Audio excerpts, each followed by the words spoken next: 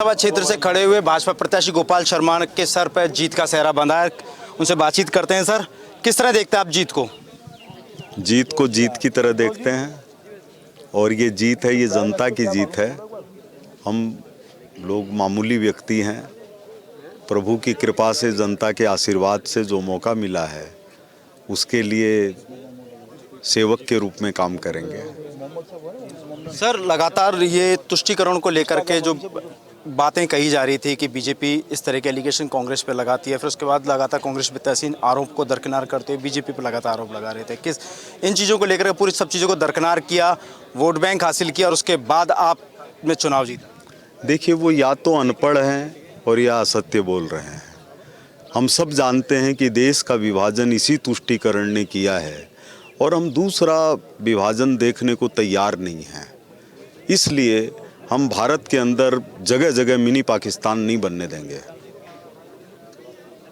ये हमारी संकल्प शक्ति है और जिंदा रहते हुए ऐसा नहीं होने देंगे। सिविल लाइन विधानसभा क्षेत्र की सर समस्याओं को किस तरह देखते हैं? क्या क्योंकि लगातार फील्ड में रहे आप, एक पत्रकार जगत में भी आपने काफ़ी नाम कमाया, उसके बाद समस्याएं लगातार सामने आई। किस तरह की समस्याएं जो है आमतौर पर इन 5 सालों के अंदर जिसमें जनता को राहत नहीं मिल पाई? देखिए, समस्या है, इसीलिए तो हम इस पर सवाल कर रहे हैं। समस्या का वो समाधान नहीं कर पाए तभी तो चुनाव हार रहे हैं। तो एक तो समस्या का समाधान नहीं करें और फिर आंख दिखाएं। सिर्फ आंख ही नहीं दिखाएं बल्कि धमकियां भी दें। वोटिंग के समय लोगों का अपहरण करने की कोशिश करें। तो जनता देखती है, जनता बेबस नहीं है। जब रावण का अहंकार नहीं चला, जब हिरण्याकश्यप का अहंकार नहीं चला, जब कंस का अहंकार नहीं चला, तो अगर हम सामान्य व्यक्ति होकर के और हम ये सोचें कि हमारा अहंकार चलेगा, तो उनको ध्यान रखना चाहिए कि भगवान नरसिंह पैदा हुए थे तो न सुबह थी, न शाम थी, न रात थी, न घर के अंदर था, न बाहर था। अपने घुटनों पर बैठाकर हिरण्याकश्यप का सीना फाड़ दिया था। ये जनता है।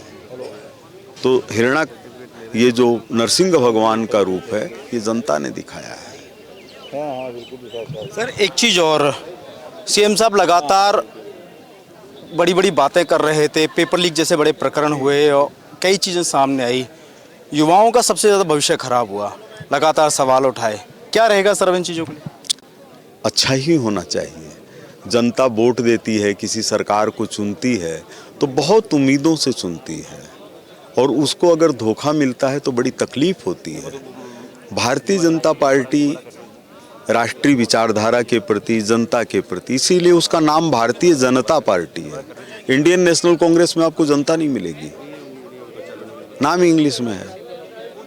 तो जनता के प्रति चिंता करना, जनता के प्रति सोचना और फिर हम सब लोग जो हैं वो भूमिका निभाएंगे, समय समय पर याद दिलाएंगे कि नहीं, ये चीज़ ऐसे होनी चाहिए। मंत्री पद को लेकर के सर क्या चीज़ सोच? एक मंत्री का तो परिणाम मैं खुद अपने विधानसभा में देख रहा हूँ। तो मंत्री होना अगर किसी चीज़ की गारंटी होता तो ये स्थिति नहीं होती। अगर ये 5 साल पहले मंत्री नहीं बने होते किसी की सिफारिश पर, तो आज शायद इतनी दुर्गति नहीं होती इलेक्शन के अंदर। तो मंत्री के प्रति तो जनता और गांठ बांध लेती है कि अच्छा मंत्री हो, भ्रष्टाचार करते हो, आंख दिखाते हो। तो प्रभु की जो इच्छा होगी वैसा करेंगे। क्या मैसेज देंगे सर लास्ट में सिविल लाइन की जनता? मैसेज यही है, आम आदमी के स्वाभिमान को बरकरार करना। कोई गरीब है उसको कोई ठोकर नहीं मार सकता, मारेगा तो उसकी ठोकर भी हम खाएंगे और ठोकर मारने वालों के प्रति कानूनी कार्रवाई भी सुनिश्चित करवाएंगे।